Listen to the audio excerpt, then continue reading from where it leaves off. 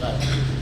ورحب بكم جميعا واحييكم وبارك لنا في مدينه هجين هذا المركز الحيوي الخدمي الذي يقدم خدماته المجانيه لأهلنا في منطقه هجين والمناطق التابعه لها.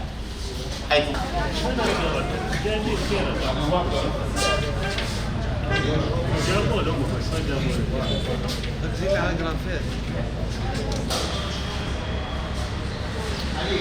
مجلس الشعب في منطقة هجين وضواحيها نشكر لجنة الداخلية ونشكر جميع من قاموا بهذا العمل لتخفيف الأعباء على أبنائنا. أهلا وسهلا بكم جميعا. هجين مركز التوثيق المدني بهجين أو السجل المدني بهجين. حط ايدك معاي، حط ايدك معاي.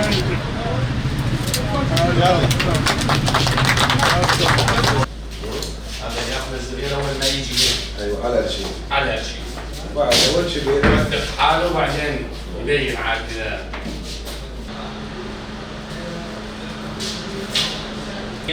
اسم المالي